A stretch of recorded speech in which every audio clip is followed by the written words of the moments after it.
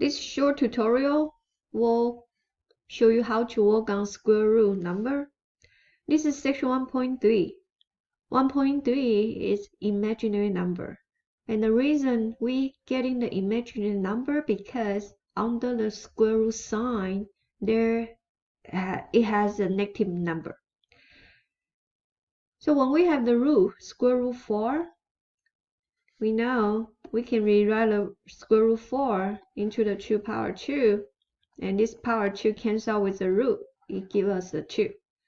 With the square root negative 4, we have to rewrite the square root negative 4 into the root 4 multiplied with the root 1. And then the square root negative 1, this is I. Root 4 is 2. So the square root negative 4 is equal to I.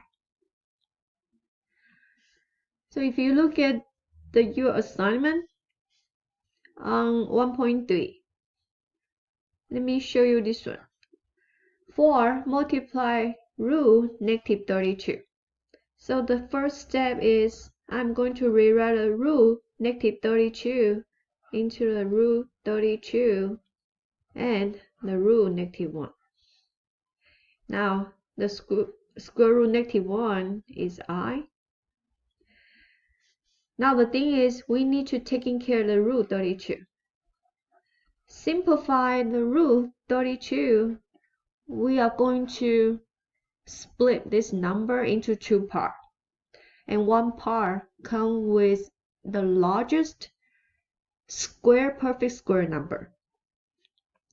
So if you consider 32, I know the 32, I will get the 4 multiplied by 8.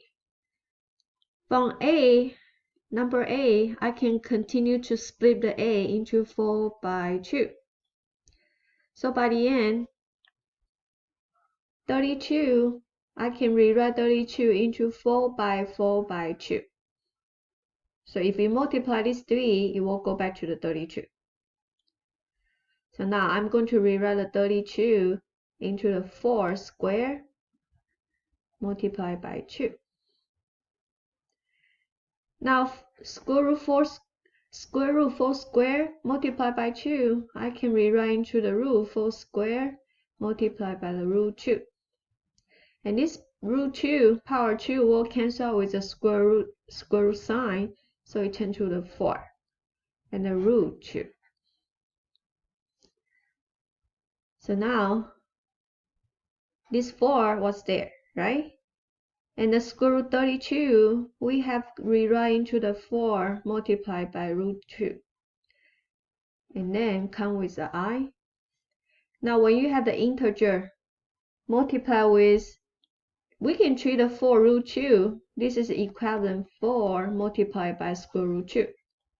So 4 multiplied with 4, you'll get a 16 and the root 2i. And this would be the solution of your question. So a lot of people get stuck on simplify the number under the radical sign. So let me give you another example. For example, we use this one, square root 108. So if you have no idea how to split this number, the easier number you can start with would be 4. Okay, because 4 is a perfect square number. If not, you start on 9. Okay, that would be the smallest perfect square number of 3. Okay, so when I start with divide by 4, I get a 27.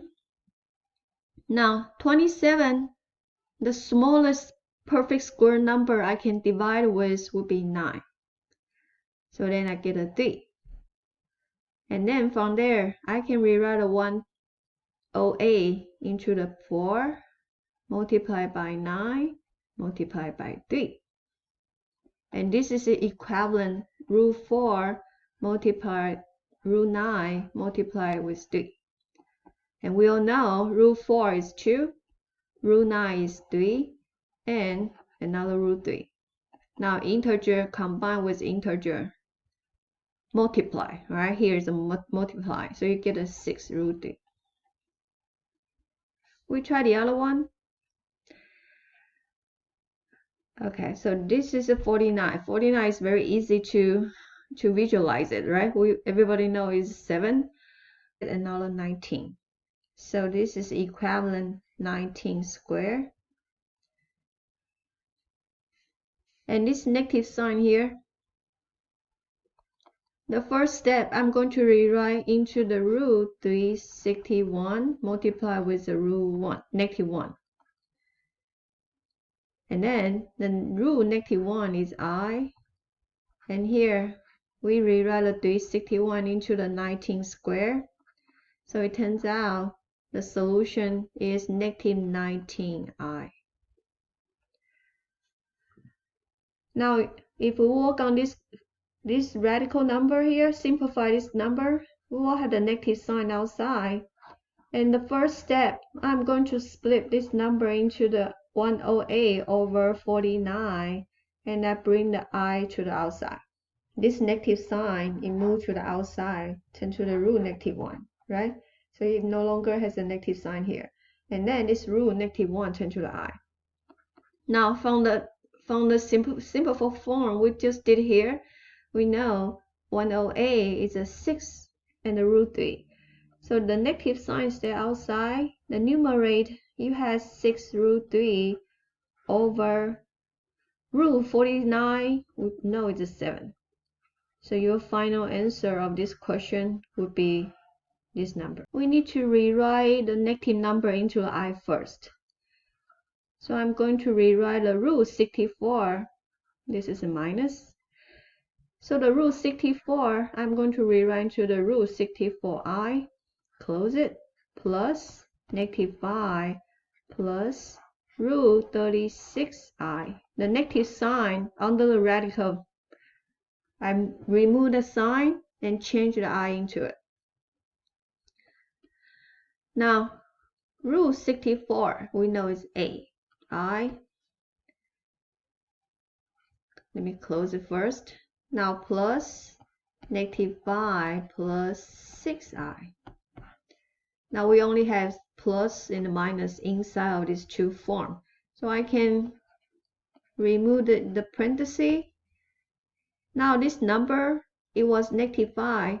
So positive, negative, it turns to the negative 5. Positive times positive, you still get a positive 6i. Now, real number combined with a real number, so you get a negative 3. Imaginary part, you combine with imaginary, so you get a negative 2i. And when you perform the solution, when they come with a complex form, your real number part stay in the front, and imaginary part stay in the back. So this is a way you simplify the radical number. And before you go, I want to get your attention here. This is a class, your Blackboard class shell. All the study material, I put them under the course content. Now, we are under the Unit 1. So when you click on Unit 1, you will see the Chapter 1 note. So click on this one. You will see all the required content under the Chapter 1. In this A section, there will be the resource for your Unit 1 test. When you click on each of the modules, you will find the lecturing note. These 3 you need to study. You have to open it and watch the video because that will be your primary testing resource. The following videos, some of them, that's my personal video I created before. Some of them are from the WebAssign. This is optional, but it's a very good resource for you to study for it. But these 3, the lecturing note, you have to study, right? So that you will get the basic concept to work on your assignment. So when you click on each module, you will find the lecturing note I created, okay? So watch through the entire video to getting the information. If you already mastered the subject before, that is okay. You can work on the assignment, but majority of you still need to refresh your Algebra 2 from high school. So click on the video lecture note. That will be the required study material. You need to go through it. Okay, and then when you work on the web assign, if you have any question, just email me the section of the question, the section of the assignment and the number of the question, and I will show you how to work on the problem, either creating a video or just send you back my solution procedure to show you how to get at the end. And one more thing is announcement. I have created a detailed schedule testing day, the due date of the testing, and the due date of the assignment. If you click on this one, I remade the template, and this is a very detailed information. You need to follow it. So all the assignment under the test unit 1 test, that's up to 1.8, and they will due on February 11 by 11:59 p.m. All the assignment list here, they will due at the end of the day. And the quiz, each of the quiz under the unit 1, unit 2, and 3, they will due 1 day after you finish the test. That's the way I give the quiz. So you will have 3 attempts on your quiz, but only 1 attempt on your test. So following the schedule template here, make sure you stay on the right track. If you still have questions regarding to whatever you have from the class, feel free to email me so